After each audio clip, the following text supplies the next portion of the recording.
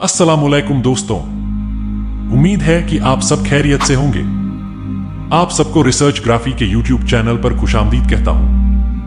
आज हम एक अहम और गमगीन मौजू पर बातचीत करेंगे, वो जुल्म और सितम जो आजकल मुसलमानों पर हो रहा है। अगर हम हालात पर नजर डालें तो आज मुसलमान दुनिया भर में मुसलसल जुल्म का शिकार हैं। आप वाकिफ होंगे कि लेबनान और सीरिया में इजराइल के बढ़ते हुए हमलों ने लाखों मुसलमानों की जानें ले ली हैं। इन मकासद के पीछे जो साजिश है वो काफिर कुव्वतें हैं जो मुसलमानों को कमजोर और तबाह करने का हर मुमकिन हथकंडा इस्तेमाल कर रही हैं। फलस्तीन में गजाओं का सिलसिला कोई नई बात नहीं है, मगर अब ये हमले इंतहाई संगीन सूरत हाल इख्तियार कर चुके हैं। दूसरी तरफ भारत का हाल भी कुछ कम नहीं। हिंदुस्तान के वजीर आजम नरेंद्र मोदी ने मुसलमानों के खिलाफ अपनी दुश्मनी को एक नई इंतहा पर पहुंचा दिया है। भारत में मुसलसल एंटी मुस्लिम पॉलिसीज का सिलसिला जारी है। मोदी ने खुलकर मुसलमानों को इंडिया से निकालने की धमकी दी है और उनके अठवाल और आमाल से ये बात साफ हो चुकी है कि वो भारत को एक हिंदू राष्ट्र बनाना चाहता है जिसमें मुसलमान के लिए कोई जगह न हो। इन सब हालात को देखकर ये बात ज्यादा दूर नहीं लगती कि इमाम मेहदी का ज़हूर करीब है।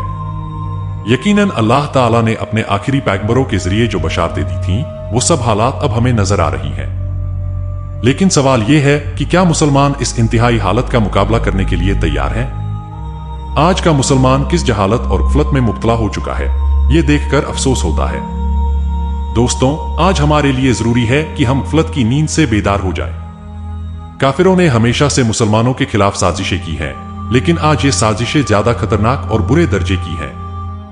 वो मुसलमान नौजवानों को गलत रास्तों पर डालने के लिए फहाशी और बेहयाई का इस्तेमाल कर रहे हैं। इंटरनेट और मीडिया के जरिए मुसलमानों को उनके दीन से दूर करने की कोशिश की जा रही है। दुश्मन का मंसूबा यह है कि मुसलमान अपनी असलियत, अपनी पहचान और अपने दीन से बेजार हो जाएं। लेकिन इस सब हालात से बचने का तरीका सिर्फ एक है, हमें अपने दीन की तरफ पलटना होगा। कुरान और सुन्नत का दामन मजबूती से थामकर हम इन हालात का मुकाबला कर सकते हैं। मुसलमानों के दरमियान इत्तेहाद की जरूरत है कि सब मिलकर एक जिस्म की तरह हो जाए। अल्लाह ने मुसलमानों को एक कौम बनाया और जब तक हम आपस में बिखरे रहेंगे, हम काफिरों का मुकाबला नहीं कर सकेंगे। आज का वक्त इम्तिहान का है और अगर हमने अपनी गफलत जारी रखी तो आने वाला वक्त मुसलमानों के लिए बहुत मुश्किल हो सकता है। हमें अब जरूरत है कि हम वक्त के इमाम का इंतजार करते हुए अपने फराइज को पहचानें, दीन की तरफ रुजू करें और काफिरों के मंसूबों को नाकाम करने के लिए सब कुछ कुर्बान करने के लिए तैयार हो जाएं।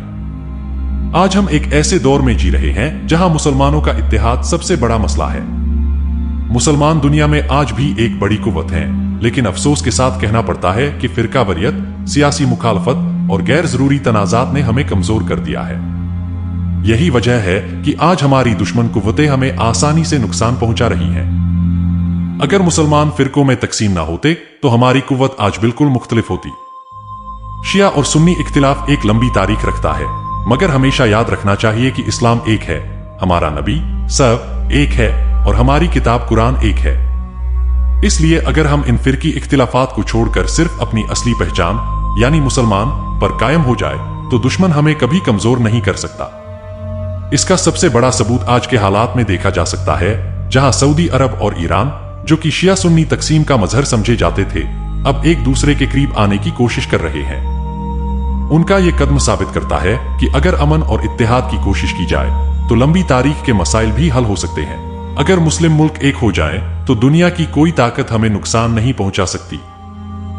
हर मुल्क के पास अपने संसाधन हैं, कुछ मुल्कों के पास तालीम और टेक्नोलॉजी है, कुछ के पास सैन्य ताकत और कुछ के पास धन दौलत। जब ये तमाम संसाधन एक मंच पर जमा हो जाएं, तो कोई भी दुश्मन हमें मजीद तकसीम नहीं कर सकेगा। मुसलमान दुनिया को सियासी और माशी ताल्लुकात को और मजबूत करने की जरूरत है, लेकिन यह सब सिर्फ बातों से नहीं होगा, बल्कि इसके लिए अमली कदम उठाने होंगे। जैसे हम देखते हैं कि सऊदी अरब और ईरान के दरमियान जंग नहीं है, उसी तरह अगर बाकी मुस्लिम ममालिक भी इत्तेहाद का जज्बा अपनाएं तो हम अपनी खुदी को फिर से हासिल कर सकते हैं। हमारा आखिर मंजिल अल्लाह का रास्ता है और अल्लाह ही हमें इजाजत देगा कि हम अपने अकायद और मकासद के लिए मजबूत और मुत्तहिद हो सकें। सबसे अहम बात यह है कि हम अपने अकायद को मजीद मजबूत करें और इमाम मेहदी के लश्कर में शामिल होने के लिए अपनी रूहानी और जिस्मानी ताकत को बढ़ाएं।